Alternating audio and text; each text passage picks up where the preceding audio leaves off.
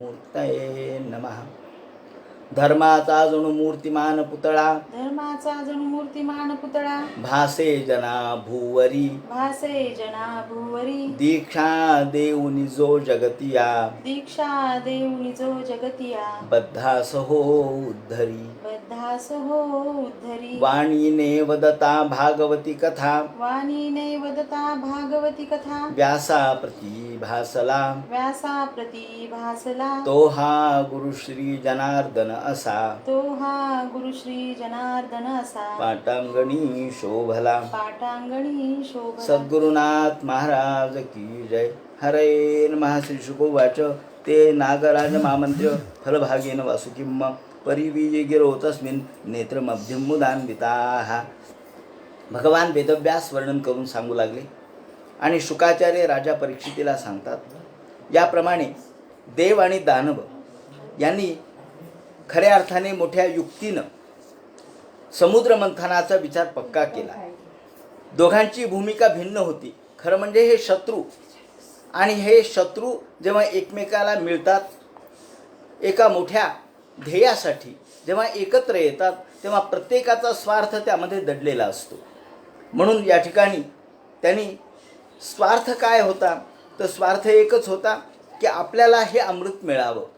राक्षसांना असं वाटलं की आपण हे अमृत प्राप्त करून घेऊ. देवामध्ये जर शक्ती नसेल तर आपण ते प्राप्त करून घेऊ. आणि देवांना असं वाटलं की आपण राक्षसांना फसून हे अमृत प्राप्त करून घेऊ. याप्रमाणे दोघांची भूमिका, कारण इथं जो शब्द वापरला आहे तर तो देवासुराः कृत्वा संविदम कृतसौहृदाः. कृतसौहृदाः. आता या ठिकाणी सौहृद म्हणजे प्रेम खरं म्हणजे, पण दाखवण्यासाठी प्रेम वेगळं असतं. खायचे दात निराळे आणि दाखवायचे दात निराळे. या ठिकाणी दोघेही एकमेकांच्या मनामध्ये किलमिष भावना मनात ठेवून एकमेकांच्या समोर आलेले आहेत. अत्यंत निर्मळ मनाने आलेलेच नाही, कारण राक्षसांना माहिती आहे देव कधी धोका देतील सांगता येत नाही. देवांना माहिती आहे की राक्षस कधी आपल्या विरोधात जातील सांगता येत नाही. म्हणून मोठ्या सावधगिरीने, म्हणून कृतसौहृदाः असा शब्द वापरला आहे. सौहृद वास्तविक मुक्तपणाने अत्यंत निर्मळ मनाने जर आले असते तर कृतसौहृदाः असा शब्द आला नसता, नुसता सौहृदाः असा आला असता. म्हणून भागवतकारांनी कृतसौहृदाः केवळ वरवर प्रेम दाखवून अंतरंगामध्ये मात्र आपल्या स्वतःच्या स्वार्थाचा विचार त्यांनी केलेला आहे. आणि या ठिकाणी संविद शब्द आहे. ततो देवासुराः कृत्वा संविदम. आता संविदमचा अर्थ अनेक आहेत. संविद या शब्दाचा अर्थ ज्ञानसुद्धा आहे. संविद शब्दाचा अर्थ युद्धात असाही आहे. संविद शब्दाचा अर्थ वचन देताना असाही आहे, किंवा संतुष्ट करण्यासाठी असाही आहे, कृती करून असाही आहे आणि सूचित करून असाही आहे. इतके अर्थ केवळ संविदम या शब्दाचे आहेत.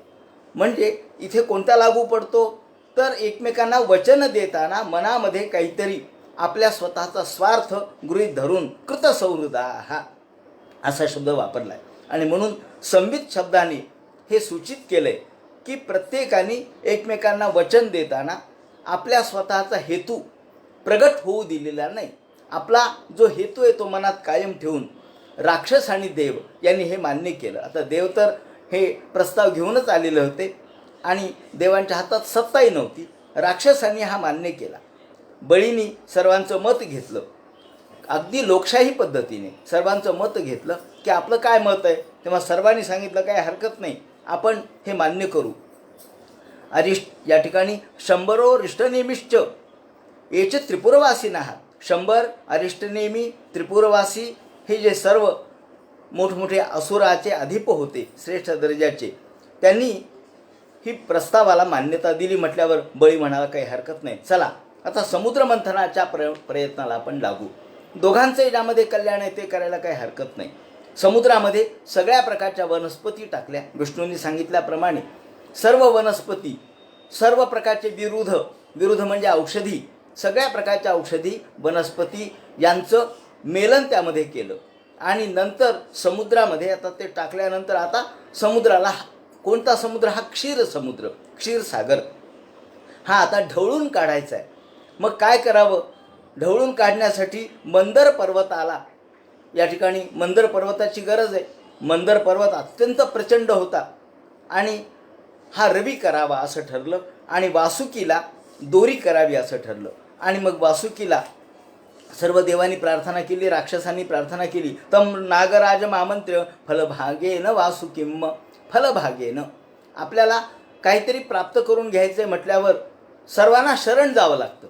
या ठिकाणी मुद्दा असा आहे की एखादी मोठी गोष्ट जर आपल्याला प्राप्त करून घ्यायची झाली तर लहान लहान लोकांना सुद्धा खुश करावं लागतं, लहान लहान पक्षांना देखील खुश करावं लागतं, लहान लहान समूहांना देखील आम्ही तुमचं काम करतो परंतु तुम्ही आम्हाला सहाय्य करा, आम्ही तुम्हाला मदत करतो, तुम्ही आम्हाला एवढं सहाय्य करा, एवढ्या मोठ्या कामात मदत करा, आम्ही तुमच्या इच्छित कामना परिपूर्ण करून देऊ. याप्रमाणे छोट्या छोट्या छोट्या गटांना खुश करावं लागतं. हा आजचाही नियम आहे, त्याही काळात तोच होता. हा राजकारण आहे. या दृष्टीने त्यांनी वासुकीला या ठिकाणी आमंत्रित केलं आणि सांगितलं की या मंदर पर्वताला जी दोरी गुंडाळायची आहे ती तुमची दोरी राहील. आता मंदर पर्वत हा इतका प्रचंड होता की तो आणणं शक्य नव्हतं, पण देव आणि दानव दोघे निघाले आणि दोघांनी हा मंदर पर्वत आणण्यासाठी प्रयत्न करायला सुरुवात केली. हा मंदर पर्वत अत्यंत वजनदार जड, तो त्यांनी उचलला, उत्पाटित केला.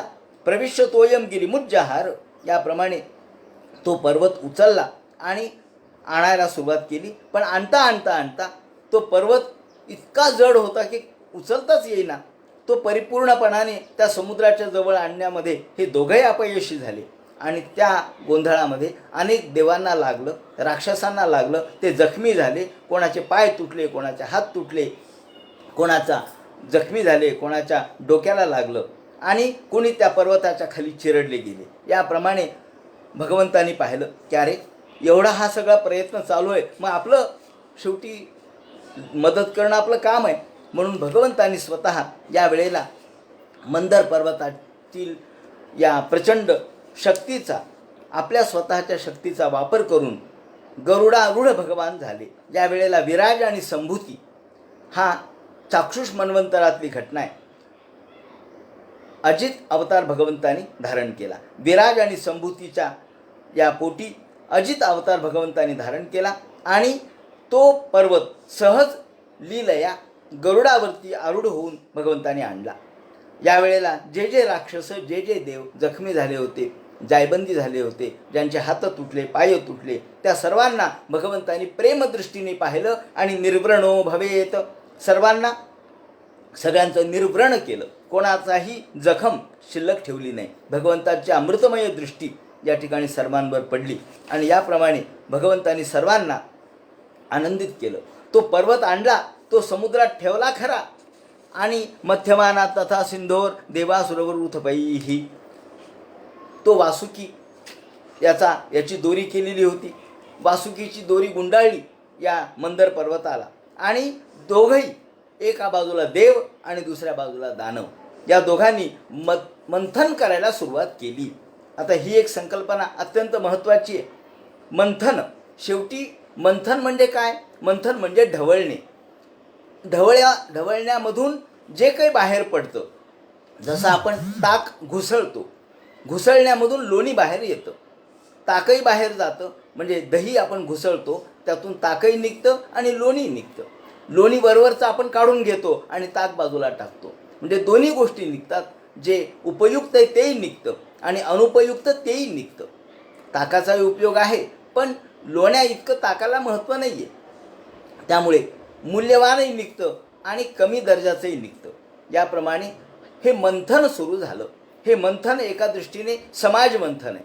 समाज मंथनातून अनेक चांगल्या चांगल्या गोष्टी निघतात आणि वाईटही गोष्टी निघतात. परंतु वाईटाला बाजूला ठेवायचं आहे आणि चांगल्या गोष्टीचा स्वीकार करायचा असतो. या ठिकाणी हे मंथन करता करता करता या मंथनामध्ये इतक्या प्रचंड प्रमाणामध्ये मंथन सुरू झालं आणि जो वासुकी सर्प याची जी दोरी केलेली होती, याच्या तोंडाच्या बाजूनी देव होते आणि शेपटाच्या बाजूने राक्षस होते. हे दोघेही मंथन करता करता करता घटना अशी घडली की सुरुवातीला हा जो मंदर पर्वत याचं घर्षण होऊ लागलं, हा जो हलू लागला आणि वासुकी या सर्पाची दोरी केल्यामुळं वासुकीलाही त्रास होऊ लागला. त्यावेळेला सुरुवातीला वासुकीनी आपली विष्ठा टाकली. विष्ठा टाकल्याबरोबर सगळ्या राक्षसांच्या अंगावर विष्ठा येऊ लागली, त्या सर्पाची विष्ठा. राक्षस ओरडले, अरे अरे अरे देवांनो, तुम्ही आम्हाला शेपटाकडं टाकलं, आमच्या अंगावर सगळी विष्ठा आली आहे, आम्ही या ठिकाणी आता काम करत नाहीत, आम्हाला तोंडाच्या बाजूनी जाऊ द्या, तुम्हाला या ठिकाणी तुम्ही इकडून या, आम्हाला तिकडून जाऊ द्या, आमच्या अंगावर सगळी विष्ठा आली. असं म्हणल्यावर देव म्हणले, काय अहो राक्षस आहो, तुम्ही एकदा स्वीकारलं ते का परिपूर्ण करत नाहीत? नाही नाही म्हणे, आमच्या अंगावर विष्ठा आली, आम्ही शेपटाच्या बाजूने राहत नाही. शेवटी इंद्र म्हणले, काही हरकत नाही, मूर्खन छंदानुरोधेनं, मूर्खांच्या छंदाप्रमाणे वागावं लागतं, जाऊ द्या म्हणले, आपल्याला मोठं काम करून घ्यायचं आहे त्यांच्या छंदाप्रमाणे. मग राक्षस सगळे तोंडाकडे आले आणि देव सगळे शेपटीकडे गेले. आता यावेळेला सगळी विष्ठा संपून गेलेली होती आणि पुन्हा मंथन सुरू झालं. मंथन करता करता करता पुन्हा मंदर पर्वताचं घर्षण होता होता हा जो नागराज आहे वासुकी, त्याच्या तोंडामधलं विष बाहेर पडायला सुरुवात झाली. आता विष्ठा संपली आणि तोंडातलं विष बाहेर पडायला सुरुवात झाली. तोंडातलं विष बाहेर पडू लागलं की राक्षस ओरडू लागले, अरे अरे अरे आमच्या अंगावर सगळं विष येऊ लागलं, अरे अरे आमच्या अंगावर सगळं विष येऊ लागलं, हो देवांनो तुम्ही इकडून या. देव म्हणले, आता काही नाही, एकदा झालं ते झालं, पुन्हा पुन्हा असा खदला बदल करायची नाही, आदला बदल करायची नाही, काम करायचं बस. आम्ही एकदा तुमचं ऐकलं, आता पुन्हा पुन्हा नाही ऐकत. मग बळी त्या ठिकाणी आले आणि बळी आणि इंद्र दोघांनी समेट केला आणि म्हणले, काय हरकत नाही, चालू द्या.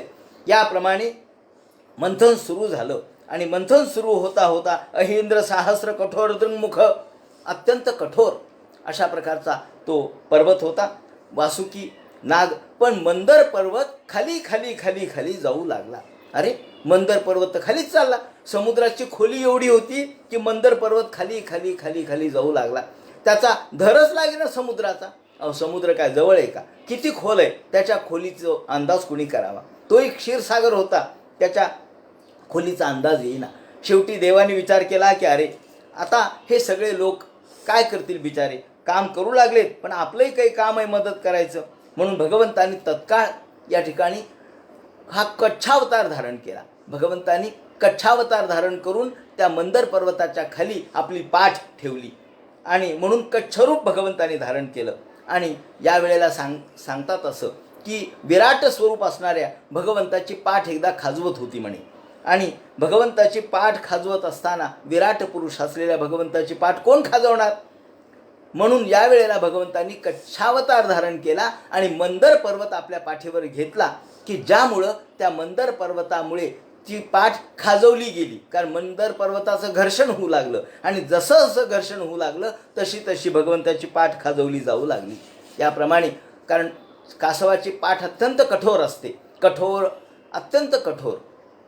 ज्या ठिकाणी ज्याला कासवाची पाठ ही कडक आणि कठोर अशा स्वरूपाची असते, अनेक गोष्टी ती सहन करू शकते. म्हणून कमठपृष्ठ कठोर मिदम धनुम, कमठपृष्ठ म्हणतात त्याला, कमठ म्हणजे कासव. ज्याप्रमाणे भगवंतांनी आपली पाठही खाजून घेतली आणि देवांचंही काम झालं. त्याप्रमाणे या मंदर पर्वताचं घर्षण होऊ लागलं आणि भगवंताने आता यावेळेला अजित अवतार धारण करून मंदर पर्वत आणला आणि कच्छावतार धारण करून मंदर पर्वत धारण केला. आणि म्हणून 12व्या स्कंधात शेवटी जे वर्णन केलेलं आहे की तो भगवंत आमचं रक्षण करो, असं वर्णन 12व्या स्कंधात शेवटी केलेलं आहे. कोणतं वर्णन? 13व्या अध्यायामध्ये 12व्या स्कंधातल्या, की तो भगवंत आमचं रक्षण करो, ज्या भगवंताला कासव अवतार धारण करत असताना कासव अवतारामध्ये भगवंतांनी मंदर पर्वत आपल्या ज्या पाठीवर धारण केला आणि मंदर पर्वत धारण करून त्यावेळेला घर्षणाच्या वेळेला भगवंताला जे कष्ट झाले त्या कष्टातून भगवंताच्या मधून जे श्वास बाहेर पडले ते श्वास आमचं रक्षण करोत असं म्हटलेलं आहे. आता यातलं तात्पर्य काय? श्वास रक्षण करोत म्हणजे काय? मंदर पर्वत घर्षण होत असताना भगवंताला जे परिश्रम झाले त्या परिश्रमातून श्वासा निलाह पांतुवाहा असा शब्द वापरला आहे. ते श्वास आमचं रक्षण करोत, श्वासरूपी वायू आमचं रक्षण करोत. याचा अर्थ तात्पर्य असा आहे की परिश्रम केल्याशिवाय काही मिळत नसतं. परिश्रम केल्याशिवाय नाही सस्याय देवा, असं वेदात वचन आहे. नाही सस्याय देवा, देवसुद्धा परिश्रम केल्याशिवाय कोणालाही मदत करत नाही. देरे हरी पलंगावरी जमत नसतं. तुम्ही पलंगावर बसताल आणि देवा मला मदत कर, देव म्हणेल मी काय नोकर आहे का तुमचा? देव मदत नोकर म्हणून करत नसतो. तुम्ही प्रयत्न करा, देव त्याला सहाय्य करील. म्हणून प्रयत्न करणं हे माणसाचं काम आहे. म्हणून यत्न तो देव जाणावा असं जे रामदास स्वामींनी म्हटलंय ते बरोबर आहे. यत्न हाच ईश्वर आहे. यत्न म्हणजे प्रयत्न करणं माणसाचं काम आहे आणि यश देणं हे देवाचं काम आहे. प्रयत्न हा माणसाच्या स्वाधीन आहे. म्हणून प्रयत्न खलु कर्तव्य हा फलम मार्जारवत भवेत. प्रयत्न करणं हे आपलं काम आहे आणि यश हे मात्र भगवंताचं स्वतंत्र अधिकार आहे. अनेक लोक प्रयत्न करतात पण अपयश येतं. मग आपण म्हणतो नाही देवाची कृपा नाही. ही देवाची कृपा असते. जेव्हा आपण प्रयत्न करतो आणि ते फलित होतं तेव्हा आपण ईश्वराची कृपा आहे असं मानावं. या दृष्टीने श्वासानिला पांतु वाहा, ते श्वास आमचं रक्षण करू. आणि दुसरा अर्थ असा आहे की श्वास हे भगवंताचे जे हृदयातून निघाले ते वेद आहेत अशी कल्पना आहे. आपण म्हणतो ना यस्य निश्वसितम वेदा, निश्वसित आहे भगवंताचे वेद म्हणजे देवाचे निश्वसित आहेत. निश्वसित म्हणजे उच्छ्वास आहेत. भगवंताच्या हृदयातून बाहेर पडलेले ते श्वास म्हणजे वेद आहेत. म्हणजे वेद आमचं रक्षण करो, ज्ञान आमचं रक्षण करो, हा दुसरा अर्थ त्यामध्ये समाविष्ट आहे. असो, याप्रमाणे भागवतकारांनी इतक्या सूक्ष्म आणि समाधी भाषेच्या शब्दामध्ये, अत्यंत सूक्ष्म शब्दामध्ये, अनेक अर्थ व्यक्त करण्याच्या शब्दामध्ये, म्हणून भागवताचा अर्थ आपल्याला गद्य लिहिता येत नसतो. शब्दाला अर्थ असा भागवताचा अर्थ देणं हे एक प्राथमिक स्वरूपात ठीक आहे, पण खरा भागवताचा अर्थ तो नाही. या ठिकाणी श्वासानिला पांतुवाहा, ते श्वास आमचं रक्षण करू. पण म्हणजे काय? म्हणजे आपल्याला त्याच्या अंतरंगात शिरावं लागतं. त्यांच्या शुकाचार्याच्या शब्दामधले जे अर्थ आहेत, अर्थाचे जे तात्पर्य आहेत, तात्पर्याच्या मागे असणारा जे संकेत आहेत तो शोधावा लागतो, तर कळतं. असो, याप्रमाणे भगवंतानी हा मंदर पर्वत धारण केला आणि देवांश तच्छ्वास शिखा हतप्रभान. आणि त्यानंतर या ठिकाणी घर्षण सुरू झालं, मंथन सुरू झालं. मंथन सुरू होता होता होता तस्थौ दिव्य ब्रह्म भवेंद्र मुख्ये रविष्टुबद्भी सुमनो भविष्टाः. आकाशामधून देवानी पुष्पवर्षाव केला. वारे वा, ममंथु रब्धिम तरसा मदोत्कटा. भगवंत स्वतः या ठिकाणी मंथन करू लागलेले आहेत. याचं वर्णन असं केलंय, भगवंत स्वतः सहाय्यकारी झाले. एरवी आत्तापर्यंत भगवंत फक्त आदेश देत होते म्हणा किंवा सूचित करत होते म्हणा, पण आता मात्र मेघश्याम कनकपरिधे कर्णविद्योत विद्युत मूर्ध्निभ्राज द्विलुलित कचा स्त्रग्धरो रक्तनेत्रः जैत्रे दोर्भिर जगद भयदैर दंदशुकम गृहीत्वा मंथन मंथा प्रतिगिरी रिवा शोभताथो धृताद्रिही. भगवान स्वतः या ठिकाणी यामध्ये मदत करू लागले, मंथन करायला मदत करू लागले, प्रत्यक्ष या सहाय्यकारी झाले. आत्तापर्यंत फक्त नुसता भगवंत आदेश देत होते, सूचना देत होते, पण इथं स्वतः मेघश्याम कनकपरिधे कर्ण विद्योत विद्युत, भगवंतानी स्वतः त्या ठिकाणी उपस्थित राहिले आणि देवांच्या सोबत मंथन करायला सुरुवात केली. भगवान कसे दिसत होते तर मेघश्याम कनकपरिधीही, भगवंत मेघश्याम होते. भगवंताच्या कानामध्ये विजेच्या विद्युल्लतेप्रमाणे चमकणारे कुंडल होते. कपाळावर कुरुळे केस आलेले होते. डोळ्यामध्ये लालसर अशी झाक होती आणि गळ्यामध्ये वनमाला शोभून दिसत होती. संपूर्ण जगाला या ठिकाणी वर्णन केलंय की मंथन प्रतिगिरी रिवा शोभताथो धृताद्रिही. भगवंतांनी स्वतः मंथन करायला सुरुवात केली. अहो तृग्धरो रक्तनेत्रः जैत्रे दोर्भिर जगद भय दैर दंद शूकम गृहीत्वा. जगाला भय निर्माण करणारं भगवंताचं स्वरूप, वाईट लोकांना भय निर्माण करणारं आणि सज्जनामध्ये अभयता निर्माण करणारं असं जगद भय दैर दंद शूकम गृहीत्वा. भगवंतांनी स्वतः या नागराजाला आपल्या हातात घेतलंय आणि मंथन करायला सुरुवात केली. हे भगवंताचं खरं अलौकिक स्वरूप आहे. जसं गोकुळामध्ये भगवंताचं स्वरूप अलौकिक आहे, मंथन करत असताना यशोदेचा रवी धरणारा भगवान आणि इथे प्रत्यक्ष मंथनासाठी सहाय्य होणारा भगवान, हा खरोखर अलौकिक स्वरूपाचं भगवंताचं दर्शन आहे. आणि भगवंतानी निर्मिथ्यमान दुधे रभूद्विषम, आणि एकदम मंथन करता करता करता पहिल्यांदा, आता हे मंथन सामाजिक मंथन आहे, हे मंथन वैचारिक मंथन आहे, हे मंथन भावनिक मंथन आहे, हे मंथन समुद्राचं जसं मंथन आहे तसं समाजाचं मंथन आहे. शेवटी सामाजिक वैचारिक राजकीय सांस्कृतिक या मंथनामधून काही ना काहीतरी बाहेर येत असतं.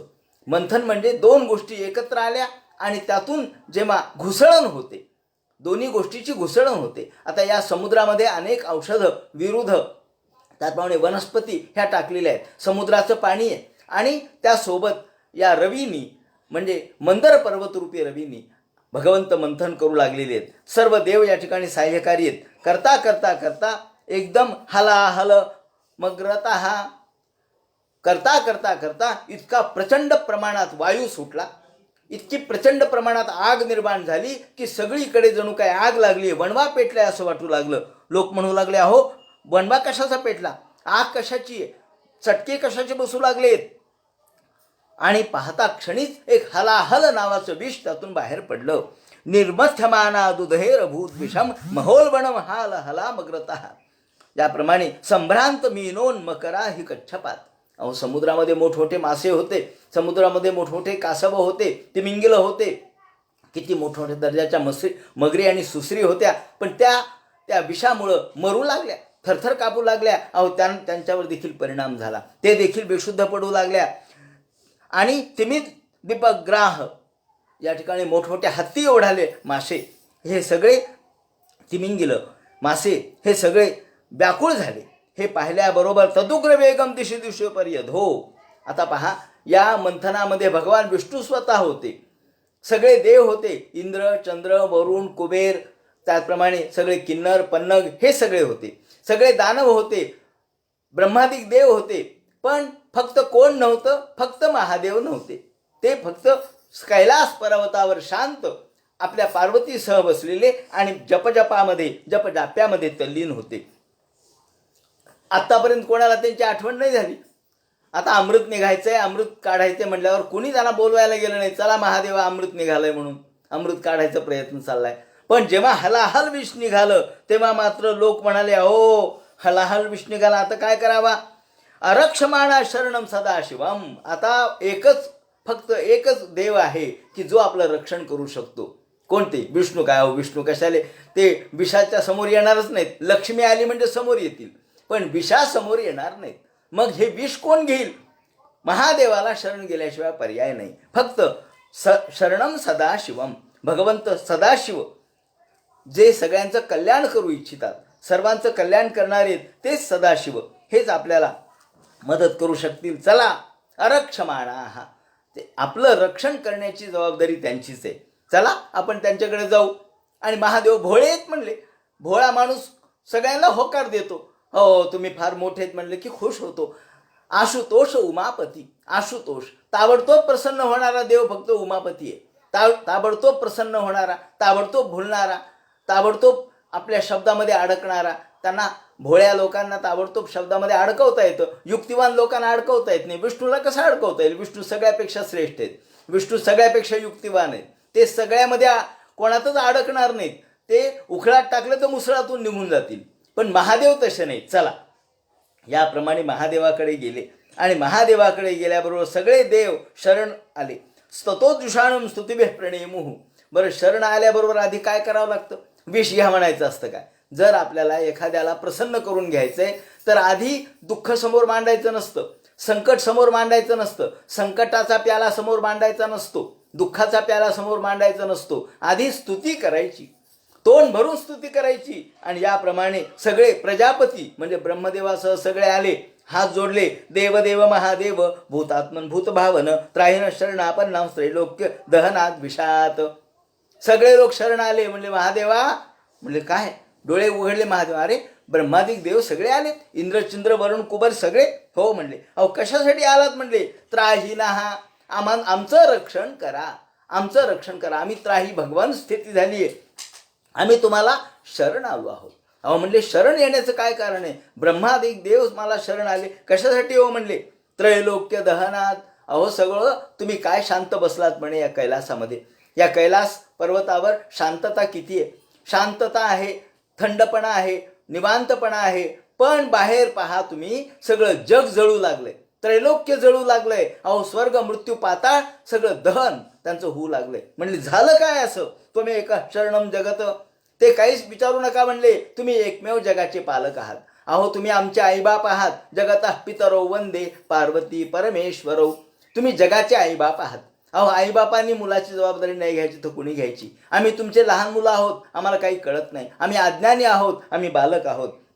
आम्ही या तुम्हाला शरण आलो. तुम्ही आमचे आईवडील आहात आणि आपण वडिलांच्या भावनेतून, पित्याच्या भावनेतून आमचं रक्षण करा. अग्निर्मुखम ते अखिल देवतात्मा. आणि मग या ठिकाणी स्तुती करायला सुरुवात केली. देवा, आपण सर्व काही शक्तिमान आहात. आपण सर्व लोकांच्या मध्ये ईश शक्ती, आपली ईशान शक्ती या ठिकाणी ठेवता. आणि भगवान शुकाचार्य म्हणतात, एव मा मंत्र भगवान भगवान विश्वभावना. या ठिकाणी वर्णन करायला सुरुवात केली. हे एकेका शिवाचं दर्शन प्रत्येक ठिकाणी कसं घडतं, सगळ्या विश्वामध्ये शिव कसा परिपूर्ण आहे याचं वर्णन करायला सुरुवात केली. शिवा, शंकरा, आपण सर्व श्रेष्ठ आहात, जगाचं कारण आहात. आणि या जगाच्या स्थिती, पालन आणि संहार हा आपल्याच हातात आहे. भगवंता देवदेव महादेव भूतात्मन भूतभावन. आपण भूतात्मा आहात, भूतभावन आहात. आणि आता आमचं रक्षण आपण करा. काय झालंय त्यांनी सांगितलं की आम्ही समुद्र मंथन करू लागलो आणि अमृत काढण्याचा प्रयत्न करू लागलो, परंतु त्यातून विषच बाहेर पडलं. देवा, हे विष एवढं भयानक आहे की या विषाने आता सगळं जग जळू लागलंय. तुम्ही या विषावर जर काही उपाय शोधला नाही, तुम्ही सांगितला नाही, तर सगळं जग नष्ट होऊन जाईल. आणि आपण स्वतः पंचानन आहात. अहो, पंचानन शब्दाचे अनेक अर्थ आहेत. पंचानन म्हणजे सिंह. अहो, आम्ही तुमच्या पुढं बकरी आणि शेळी आहोत, मेंढी आहोत, आणि तुम्ही सिंह आहात. अहो, सिंह जगाचा, या वनाचा राजा असतो. वनराज आहे. सिंह हा वनराज आहे. तो मृगेंद्र आहे. तो सर्व जगाचा पालक आहे. वनाचा जसा मालक सिंह आहे, तसे तुम्ही जगाचे मालक आहात. म्हणून तुम्ही पंचानन आहात. आणि दुसरा अर्थ पंचानन म्हणजे आपल्याला 5 तोंड आहेत. आणि या 5 तोंडाच्या द्वारे मुखानी पंचोपनिषद स्तवेश, आपल्याला जे 5 तोंड आहेत ना, त्या 5 तोंडाने 5 या ठिकाणी वेदाचे मंत्र, पंचोपनिषद स्तवेश, उपनिषद, 5 प्रकारच्या उपनिषद आपल्याच मुखातून निर्माण झालेत. आणि आपल्या पदच्छेदातून 38 अशा प्रकारचे कलात्मक मंत्र निघालेत. आणि हे 5 मुख म्हणजे काय आहे? हे 5 मुख म्हणजे 5 मंत्र आहेत. हे 5 मंत्र म्हणजे मंत्रोपनिषद आहेत.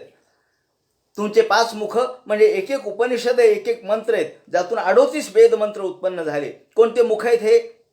त्यांनी पुरुष, अघोर, सद्योजात, वामदेव आणि ईशान असे 5 मुख सांगितलेले आहेत.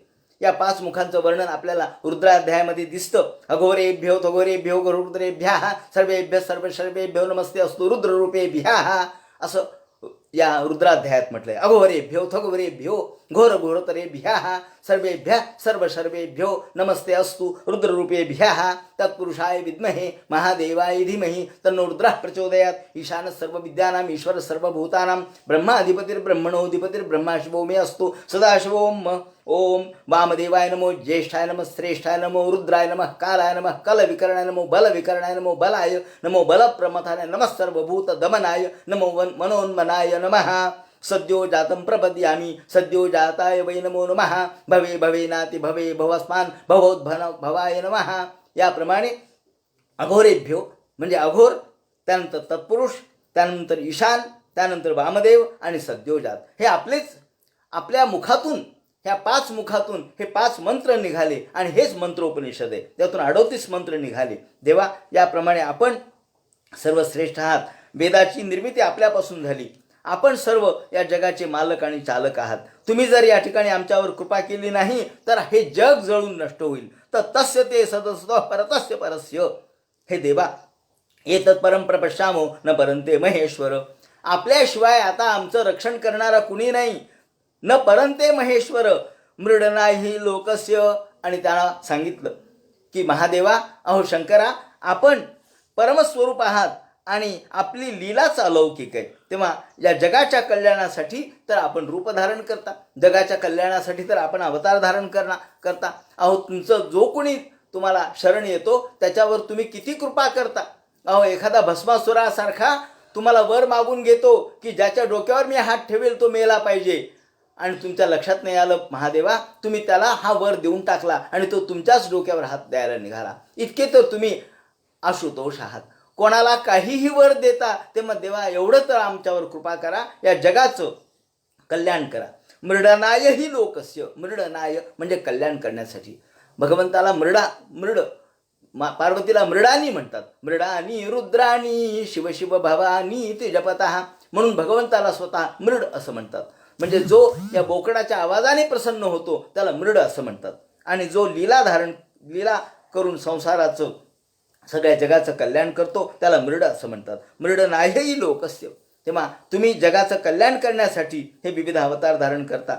हे सगळं ऐकलं आणि सर्व लोकांची ही दैन्य पाहिली. देव आले, दानव आले, या सर्वांनी भगवंताला महादेवाला नमस्कार केला आणि शरण ते आले, साष्टांग प्रणिपात केला. आणि हे पाहिल्याबरोबर महादेव जप करत बसले होते. हातात माळ होती, रुद्राक्ष माळ. भगवंत महादेवाचं वर्णन त्या ठिकाणी केलेलं आहे की भगवंतांनी महादेवानी मांडी कशी घातलेली होती. भगवंतांनी डावा पाय आपल्या उजव्या मांडीवर ठेवलेला होता. एका हातामध्ये रुद्राक्ष माला होती, दुसरा हात भगवंतांनी सर्वांना आशीर्वादासाठी केलेला होता. आणि बाजूला पार्वती बसलेली होती. पार्वतीला विचारलं, अगं काय करू, हे सगळे लोक आलेले, पाहिलं का, राक्षस आले, देव आले, ब्रह्मदेव सुद्धा आलेत, सर्व भूत सृत देव इदमाह सतीम प्रियाम इदमाह. हे पहा, हे पार्वती इकडे पहा, सगळे लोक आलेत आणि काय म्हणतात ते पहा, ऐकलं का, आसाम प्राणपरीप्सूनाम विधेयम अभयम हिमे. हे सगळे लोक म्हणतात की आम्हाला अभय द्या, कारण सर्वत्र एवढं मोठं विष उत्पन्न झालेलं आहे, या विषावर काहीतरी उपाय सांगा. हे विष जर असंच जगामध्ये राहिलं तर हे विष सगळं जग नष्ट करून टाकील, दहन करून टाकील. तेव्हा आता काय उपाय करू सांग. आणि तू जे सांगशील ते मी करतो. हे लोक म्हणतात की हे विष पिऊन टाका, काय करू सांग. असं म्हणल्यावर पार्वतीकडे पाहिलं. पार्वतीने महादेवाकडे पाहिलं. महादेवाचा प्रभाव तिला माहीत होता. पुंसः कृपयतो भद्रे सर्वात्मा प्रियते हरिही प्रीते हरो भगवती प्रियंसे चराचराः. हे पार्वती, सर्व चराचर आपल्याला प्रिय आहे. सर्व चराचर, सर्व जग आपल्याला प्रिय आहे. आणि हे सगळे आपल्या मुलासारखेच आहेत. अहो, शेवटी आईबापांनी मुलासाठी कष्ट नाही करायचे तर कुणी करायचे. म्हणून तस्मादिदम गरम भुंजे प्रजानाम स्वस्तिरस्तु मे. प्रजानाम स्वस्तिरस्तु मे. प्रजेच्या कल्याणासाठी हे विष मला पिल्याशिवाय पर्याय नाही, काय करू सांग. असं म्हटल्यानंतर शुकाचार्य म्हणतात, परीक्षिते आणि सूत म्हणतात, शौनकादिकाहो एवमा मंत्र भगवान भगवानीम विश्वभावनाः. भवानीला बोलावलं, पार्वतीला, आणि पार्वतीने सांगितलं काही हरकत नाही.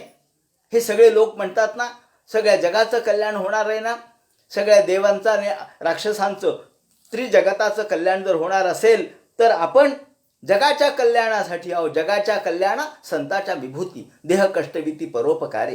परोपकार करणं हा आपला धर्म आहे. तद्विषम जगधुमारेभे. तुम्ही हे विष पिऊन टाका म्हणले का, तर प्रभाव ज्ञान वमोदत. मला तुमचा प्रभाव माहिती आहे, मला तुमची ताकद माहिती आहे, मला तुमची शक्ती माहिती आहे. महादेव म्हणाले, का माझा कंटाळा आला काय म्हणले म्हातारा नवरा पाहिल्याबरोबर. अहो, नवरा काय नुसता जपच करत बसतो, दाढी वाढलेली आहे, स्मशानात बसतो, कंटाळा आला का म्हणले. मला नवऱ्याला मारायचं इच्छा आहे का. म्हणले, नाही हो, तुम्हाला मारण्याची इच्छा नाही, तुमचा प्रभाव मी जाणते की या जगाला वाचण्याचं काम फक्त तुम्ही करू शकता. म्हणून ताबडतोब कुठे म्हणले ते विष ताबडतोब आपल्या हातात घेतलं. करतली कृत्य, ओंजळीमध्ये घेतलं. ततः करतली कृत्य व्यापी हालाहलम विषम. हलाहल विष आपल्या करतली कृत्य म्हणजे आपल्या हातामध्ये घेतलं आणि ताबडतोब अभक्षयन महादेव गटगट गटगट गटगट पिऊन टाकलं. कृपया भूतभावना. जगाच्या कल्याणासाठी आपण एवढ्या प्रचंड विषाला देखील त्यांनी आत्मसात केलं, पोटामध्ये घेतलं. आणि जे कोपरामधून वगैरे गळालं पित असताना, या बोटांच्या सांध्यांमधून कोपरामधून जे गळालं ते छोटं एक एक थेंबभर विष ते नागांनी आणि सर्पांनी आणि विंचवांनी पिलं तर ते एवढे विषारी झाले म्हणे. तस्यापि दर्शयामास स्वविरम जलकल्मषः यच्चकारगलेलिनम तच्च साधुर्विभूषणम. आणि याप्रमाणे वृश्चिकाही विषो दध्यो दंदशुकाश्च ये परे. जे बारीक बारीक पडलेले थेंब आहेत ते ज्यांनी ग्रहण केले ते नाग आणि सर्प हे एवढे विषारी झाले. दंदशुक म्हणजे याप्रमाणे वृश्चिक, दंदशुक म्हणजे सर्प वगैरे, हे त्यांनी ते ग्रहण केले ते एवढे विषारी झाले. आणि हे महादेवानी प्राशन केलं. आता आपलं काम संपलं म्हटल्यावर सगळे ब्रह्मादी देव तिथून निघून गेले. झालं रे झालं म्हटले, काम झालं. आता काही का असताना विष पिऊन टाकलं. आता चला आपण अमृत काढण्यासाठी निघू. महादेवाचं काही का होईना. लोक असे आहेत पहा. लोक समाज कसा आहे, तुमचं काम होईपर्यंत तुमच्याशी गोड बोलतात. आपलं काम साधेपर्यंत कामापुरता मामा ज्याला म्हणतात, काम साधू कार्य साधू. आता हे स्वतः महादेव साधू होते, पण बाकीचे लोक कार्य साधू होते. कार्य साधून घेण्यात पटाईत होते. सगळे देव निघून गेले. इंद्र चंद्र वरुण कुबेर सगळे निघून गेले. ब्रह्मदेव सुद्धा निघून गेले आणि महादेवाने हे विष प्राशन केलं. आता पुढे काय होईल हे यांचा विचार देखील यांनी केला नाही. विष पोटात गेलं खरं, पण महादेवाला आग होऊ लागली पोटामध्ये. अहो विष काही सामान्य होता, हलाहल विष होतं. हे पोटात गेल्याबरोबर महादेवाची आग होऊ लागली. महादेव सगळ्या त्या अंगठ्यापासून ते डोक्यापर्यंत सगळीकडे जणू काही आग लागली असं वाटू लागलं. महादेव म्हणायला लागले, पार्वती पार्वती पार्वती, आता मी मरतोय, आता मी जगत नाही, आता मी मरणार. आता आग होऊ लागली, सगळं अंग पेटू लागलं. काय करू काय करू. आणि तडफड तडफड तडफड सुरू झाली. चंद्राला बोलावलं, डोक्यावर धारण केलं, तरीही थंडपणा वाटला नाही.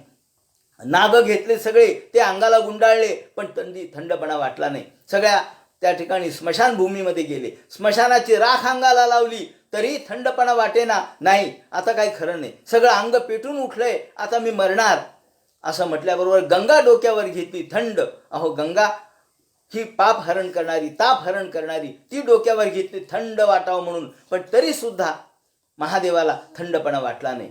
शेवटी पार्वती बेजार झाली. म्हणले, अहो महादेव. पार्वती म्हणाली, शंकरा महादेवा, होय काय चाललंय हे. तुमचं प्रभाव मी जाणला, पण तुम्हाला असं कसं होऊ लागलं. आणि हो, तुम्ही एक गोष्ट विसरलात म्हणे, सगळं काही केलं. अहो तुम्ही एक गोष्ट केली नाही. म्हणले, काय. तुमच्या गुरुचं स्मरण करा ना. हो, रामनामामृतम पिबन. रामरूपी नामामृत आपण घेतलं नाही. अहो विषावर उपाय कोणता आहे. विषावर एकच उपाय, अमृताशिवाय दुसरा उपाय नाही. विषावर अमृत हाच उपाय आहे. विषाचा विरोध अमृतानेच होतो. विषाची या ठिकाणी आपल्याला जर विष नष्ट करायचं झालं तर अमृताशिवाय पर्याय नाही. आपण आणि कोणता अमृत. समुद्रातून निघालेला अमृत नाही. अहो रामामृत, रामनामामृत असं म्हटल्याबरोबर महादेवाच्या लक्षात आलं आणि त्याने राम शब्द उच्चारला. राम शब्द उच्चारला बरोबर वर्णन असं केलंय, राकारोच्चार मात्रेण. रा असा उच्चार केल्याबरोबर मुखन निर्गंती पातका. सगळ्या अंगातलं विष असं भरभर भरभर भरभर या पायाच्या अंगठ्यापासून बाहेर आलं. रा म्हणल्याबरोबर, कारण र हे अग्निबीज आहे. अग्नीवर प्रभाव चालवण्याची शक्ती फक्त राम नामामध्ये, म्हणजे र शब्दामध्ये. म्हणून आपण म्हणतो रम वन्यात्मकम. रम हे वन्यात्मक आहे. सगळी बीज शक्ती र शब्दामध्ये. म्हणून रामनाम हे सगळ्या विषावरचा उपाय, सगळ्या अग्नीवरचा उपाय. अग्नीवर प्रतिस्पर्धी म्हणून फक्त र शब्द चालतो. म्हणून र हे अग्निबीज आहे. त्या अग्निबीजामध्ये सगळ्या प्रकारच्या अग्नीवर प्रभाव गाजवण्याची शक्ती आहे. आणि हा प्रभाव र शब्दाने, रा शब्दाने झाला. राकारोच्चार मात्रेनं मुखन निर्गंती पातका. रा शब्द उच्चारल्याबरोबर सगळ्या अंगातून विष जे निघालं ते कंठापर्यंत आलं. आता बाहेर पडणार. तेवढ्यात मकारस्त कपाटवत त्याने वर्णन केलंय. पुन्हा प्रवेशे संदेहे. पुन्हा प्रवेश संदेहे म्हणजे आता बाहेर पडणार, पण म उच्चारलं. म म्हणल्याबरोबर आपले ओठ बंद होतात. ओठ बंद झाले की तस कपाटवत, ज्याप्रमाणे आपण बंद करतो एखादी गोष्ट, त्याप्रमाणे मुख बंद झालं. बंद झालं, खालून राची ताकद होती, त्यामुळं ते विष बाहेर आलं. आणि म ची ताकद असल्यामुळं ते बाहेरही पडू शकलं नाही. मकारस्थ कपाटवत. आणि म उच्चारल्याबरोबर ते खाली जाऊ शकलं नाही आणि बाहेरही पडू शकलं नाही. म्हणून त्यांनी वर्णन केलंय की यच्चकार गले नीलम तच्च साधोर विभूषणम. म्हणून शंकराचा कंठ निळा झाला, कारण तिथं सगळं विष कायम राहिलं. भगवंतानी, शंकरांनी आपल्या अंगातलं विष बाहेर काढायचा प्रयत्न केला, पण म म्हणल्याबरोबर ते बाहेर पडलं असतं तर पुन्हा सगळं जग जळालं असतं.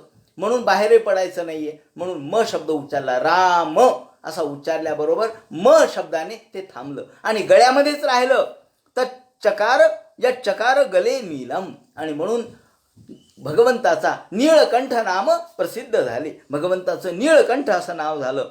तच्च साधोर विभूषणम, तेच विभूषण ठरलं, तेच भूषण ठरलं की महादेवानी सगळं विष आपल्या कंठामध्ये धारण केलं. याचा तात्पर्य अर्थ काय हो? आज आपल्याला असं करता येतं का? हो, ते म्हणतात महादेव हे आमचे आदर्श आहेत. कशासाठी?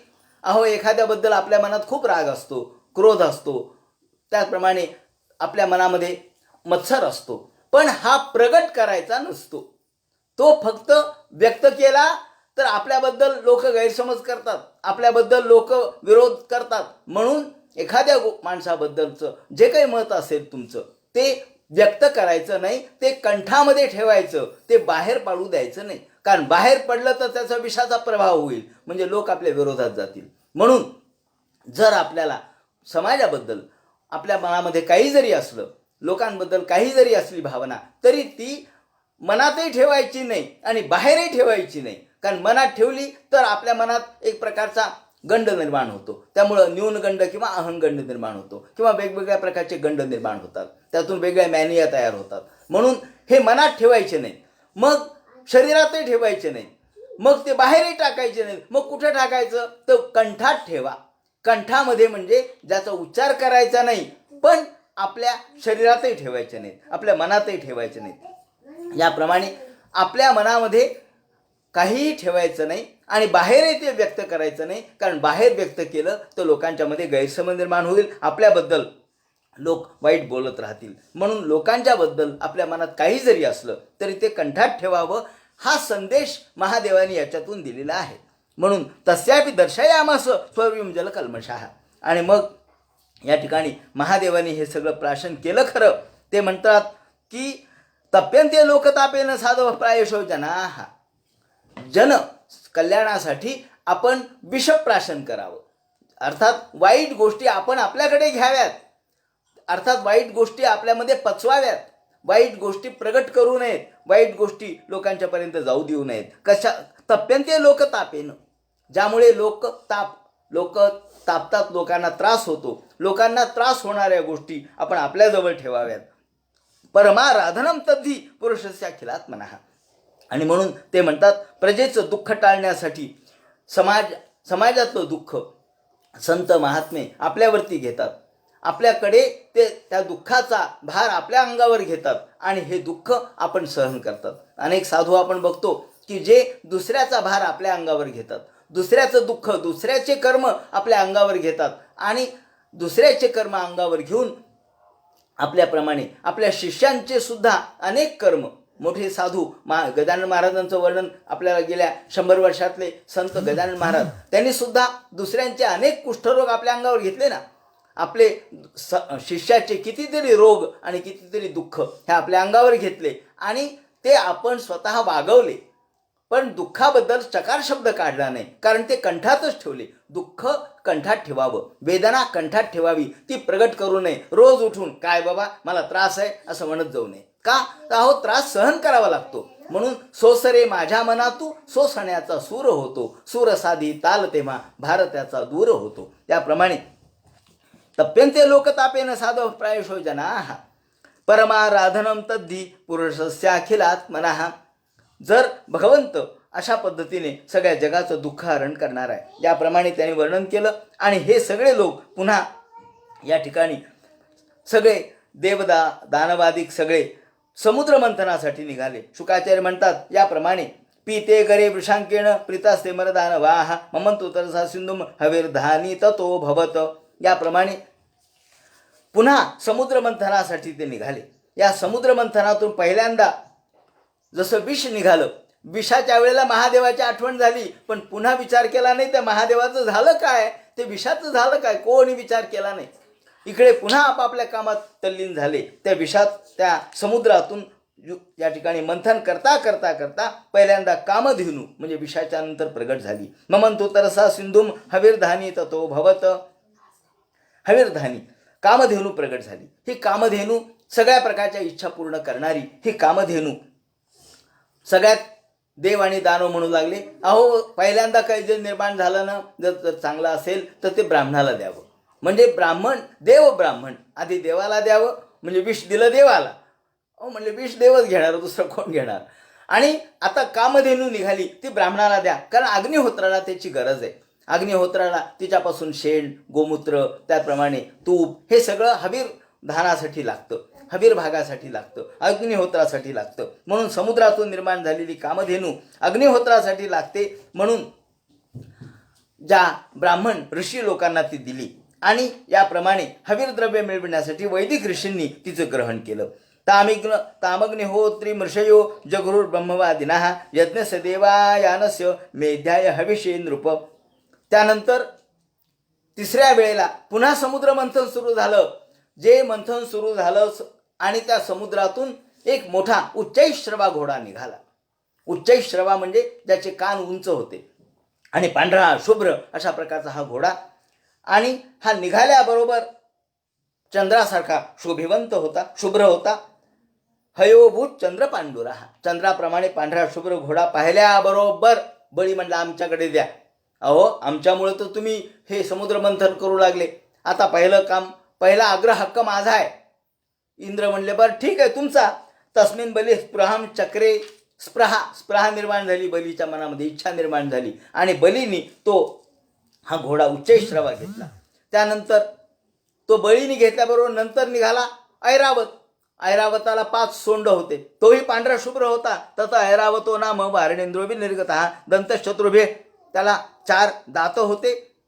त्याचप्रमाणे पांढरा शुभ्र कैलास पर्वतावर जसा बर्फ असतो त्याप्रमाणे बर्फासारखा पांढरा शुभ्र आणि कैलास पर्वतावरच्या 4 दातासारखे त्याला 4 दात होते, 5 सोंडा त्याला सोंडी होत्या. याप्रमाणे ऐरावत निघाला आणि हा ऐरावत बाहेर पडला. आता ऐरावत बाहेर पडल्याबरोबर इंद्र म्हणले आमच्याकडे द्या. आता बळी महाराज तुम्ही पहिल्यांदा घोडा घेतला, आता आम्हाला ऐरावत द्या. बरं ठीक आहे म्हणले ऐरावत घ्या. हा ऐरावत इंद्राने घेतला आणि आपल्या स्वर्गामध्ये तो पाठवला. त्यानंतर कौस्तुभ नावाचा मणी निघाला. कौस्तुभाख्य मद मभूत रत्नम पद्मरागो महोदधे. हे कौस्तुभ मणी पाहिल्याबरोबर विष्णू म्हणले आमच्याकडे द्या, आम्हाला द्या, आम्हाला काहीतरी द्या ना. मी एवढी मदत केली, मी तुम्हाला सहाय्य केलं, मी युक्ती सांगितली, या युक्तीचं फळ काही मला नको का? म्हणले ठीक आहे तुमच्याकडे राहू द्या. त्यानंतर पारिजात निघाला, तो इंद्राने स्वर्गामध्ये निघा.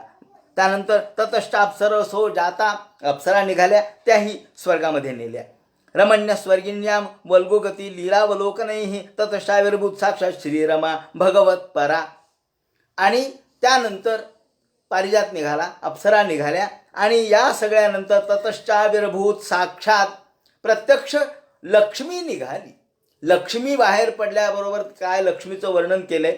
ही लक्ष्मी स्वतः साक्षात श्री त्यातून बाहेर पडली. रमा भगवत परा, रमा लक्ष्मी, तिचं नाव रमा. जी सर्वांना रमवते ती रमा, म्हणून ही रमा बाहेर पडली. आणि बाहेर पडल्याबरोबर सर्व तिच्याकडे बघू लागले, तिच्या सौंदर्याकडे, तिच्या लावण्याकडं, तिच्या अलौकिक तेजाकडे बघू लागले. रंजयंतीम दिशा कांत्या, सगळ्या दिशा उजळल्या तिच्या केवळ सुंदर अशा प्रकारच्या दर्शनाने. आणि विद्युत सौदामिनी यथा, आकाशात ज्याप्रमाणे वीज चमकावी त्याप्रमाणे ती चमकू लागली, तिच्या अंगावरचं वस्त्र चमकू लागलं. आता पहा, अहो लक्ष्मीचं आकर्षण कोणाला नसतं, पैसा कोणाला नकोय. पैसा सगळ्यांनाच पाहिजे, धन सगळ्यांनाच पाहिजे, लक्ष्मी सगळ्यांनाच पाहिजे. सगळ्यांच्या माना तिच्याकडे वळवळून बघू लागल्या, सगळ्यांच्या तोंडाला पाणी सुटलं. म्हणजे आम्हाला पाहिजे, आम्हाला पाहिजे, आम्हाला पाहिजे. सगळेजण म्हणू लागले नाही आम्हाला पाहिजे. बळी म्हणले आम्हाला, इंद्र म्हणले आम्हाला, चंद्र वरुण कुबेर सगळे म्हणले आम्हाला. तस्याम चक्रुस्पृहाम सर्वे ससुरासुर मानवाः. सुर असुर मानव हे सगळे तिच्या पुढे आले आणि तिच्या सौंदर्याकडे. आता लक्ष्मीचं वर्णन त्यांनी केलंय. लक्ष्मी आल्याबरोबर काय झालं पहा. लक्ष्मी आल्याबरोबर अभिषेक निका भूमी राहर सकल औषधी. याप्रमाणे पृथ्वीनी प्रत्येकजण पहा धनासाठी कसा धडपड करतो, किंवा एखादा धनवान असेल, श्रीमंत असेल, मोठा असेल, धनिक असेल तर त्याच्या पुढं कसं करतात त्याचं वर्णन या ठिकाणी केलेलं आहे. हिच्या निमित्ताने पृथ्वीनं पहिल्यांदा अभिषेकासाठी औषधी दिल्या. कशासाठी हो? म्हणजे अहो लक्ष्मी आहे, ते आपल्यावर प्रसन्न व्हावी म्हणून प्रत्येकजण धडपड करू लागला. पृथ्वीने अभिषेकासाठी औषधी दिल्या, गायींनी पंचगव्य दिलं, ऋतूंनी सर्व फुलं आणि फळं आणून दिली. जगुरभद्र आणि गंधर्व आले, गंधर्व गायन करू लागले. त्याचप्रमाणे नट आले आणि ते नृत्य करू लागले. अप्सरा आल्या, त्या नृत्य करू लागल्या. मेघ आला, मेघाने मृदंग, त्या ठिकाणी आकाशामध्ये मृदंग वाजू लागले. मेघ देह धारण करून मृदंग आणि डमरू वाजू लागले. त्याचप्रमाणे ततो बी शिशुचूर देवीम श्रेयम पद्मकराम सतीम, हातात कमल घेतलेली ही पद्मावती देवी लक्ष्मी ही दिग्गजांनी, सगळ्या मोठमोठ्या हत्तींनी पाय आपल्या सोंडींमध्ये मोठमोठ्या घागरी घेतल्या आणि तिला स्नान घालायला सुरुवात केली. याप्रमाणे ब्राह्मण आले, ब्राह्मणाने वेदमंत्र म्हणायला सुरुवात केली. वेदमंत्र का अहो, लक्ष्मी समोर आल्यावर तिच्यासाठी वेदमंत्र म्हटलं तर ती काहीतरी प्रसन्न होऊन आपल्याला देईल, म्हणून ब्राह्मणही पुढे आले. त्यांनी वेदमंत्र म्हणायला सुरुवात केली. त्याप्रमाणे समुद्राने पिवळं रेशमी वस्त्र तिला दिलं. समुद्र तिचा पिताच होता. तिने पिवळं अत्यंत सुंदर रेशमी वस्त्र दिलं. वरुण आला, वरुणाने वैजयंती माला दिली आणि मधाने धुंद झालेले भ्रमर तिच्यावर गुंजारव करत होते. याप्रमाणे प्रजापती आले, विश्वकर्मा यांनी तिला दागदागिने दिले. सरस्वती देवी आली, तिने मोत्याची माला तिला अर्पण केली. हारम सरस्वती पद्ममजो नागाश्च कुंडले. त्याप्रमाणे नाग आले, नागांनी तिला कुंडला अर्पण केली. म्हणजे कुणी अलंकार अर्पण करतंय, कुणी कुंडला अर्पण करतंय, कुणी पितांबर अर्पण करतंय, कुणी स्नान घालतंय, कुणी मंत्र म्हणतंय. अहो, लक्ष्मीचं वैभव काय सांगावं. जिथे लक्ष्मी आहे तिथे वैभव आहेच आणि सगळे लोक जमा होतात. ब्राह्मणांनी स्वस्ती मंत्र म्हटले आणि लक्ष्मीने हातामध्ये कमळ घेतलेलं होतं आणि कमळाची माळा धारण केलेली होती. त्याप्रमाणे सुगंध सगळीकडे सुटलेला होता. तिच्या गालावरती कुंडलांची शोभा चमकत होती. सब्रीड हासम ददती सुशोभिकम. सब्रीड हासम, ती लज्जायुक्त अंतःकरणाने हसत होती, बारीक हास्य करत होती आणि तिचं वर्णन या ठिकाणी केलेलं आहे. तिची कंबर अत्यंत बारीक, चंदन कुंकुम तिने लावलेलं होतं सगळीकडं आणि सुगंध सुटलेला होता. स्तनद्वयमच्या ती कृशोदरी ममम समम निरंतरम चंदन कुंकुशो मोक्षितम ततस्ततो नूपुर वल्गे शिंजितैही. पायामध्ये नूपुर घातलेले होते आणि ठुमकत ती बाहेर आली. तिच्याकडे पाहिल्याबरोबर सगळे धुंद झाले, सगळे तल्लीन झाले. अहो, गंधर्व, यक्ष, सिद्ध, चारण, त्याचप्रमाणे देव, दानव सगळे तल्लीन झाले. त्रैविष्ट नानविंदत, सगळे त्रिविष्टपातले लोक सगळे तिच्यामध्ये तल्लीन झाले आणि तिला हात जोडले. आता आम्हाला पाहिजे, आम्हाला पाहिजे, आम्हाला पाहिजे असं म्हणू लागले. पण म्हणता लक्ष्मी म्हणले, नाही थांबा. अहो, कोणाच्याही मनाप्रमाणे मी त्यांची होणार नाही. माझं काही मत आहे का नाही? अहो, स्त्रीचं काही मत असतं का नाही? तर तुम्ही जे म्हणता तेच प्रमाण सगळ्यांनाच वाटेल मी असावी तुमच्याकडं, पण माझं मत काय आहे ते विचारात घेतलं का? हो, नाही हो म्हणले, तुमचं मत काय विचारात नाही घेतलं. मग तुम्ही आता सगळे बसा म्हणले एका लाईनीने. मी हातात वरमाला घेते आणि मला जो पटेल त्याच्याच गळ्यात मी माळा घालणार आहे. म्हणले हो हो ठीक आहे. सगळ्यांनी एक एक अशा पंक्ती मांडल्या. जसे जेवायला बसावं तशा पंक्ती मांडल्या. सगळे बसले, ऋषी बसले, त्याचप्रमाणे मुनी बसले, इंद्र, चंद्र, कुबेर, वरुण हे सगळे बसले, नाग, त्याचप्रमाणे गंधर्व, देव, विद्याधर, चारण, पंक सगळे बसले, राक्षस बसले, बळी बसले, इंद्र बसले. अहो, परशुरामादिक सुद्धा आले होते. परशुराम म्हणले, आपण आपलं नशीब आजमावावं, आपल्या गळ्यात माळा घातली तर बरं होईल. याप्रमाणे सगळे देव, दानव, ऋषी, मुनी, त्याचप्रमाणे मोठमोठे सिद्ध, चारण सगळे येऊन बसले आणि लक्ष्मी देवीने हातामध्ये वरमाला घेतली. आता लक्ष्मी देवी प्रत्येकामध्ये काय काय पाहिल, प्रत्येकातले दोष कसे काढील आणि निर्दोष असणाऱ्या फक्त भगवान विष्णू बसलेले नव्हते. विष्णू लांब जाऊन बसले होते एका कोपऱ्यात. तेव्हा भगवान विष्णूच्या गळ्यामध्ये ती कशी वरमाला घालील या संबंधीचं आणि आणखी जे विवरण अमृत कसं निर्माण होईल या संबंधीचं विवरण उद्याच्या चिंतनामध्ये करू. हरे नमः. कुंडलीक वरदे हर विठ्ठल.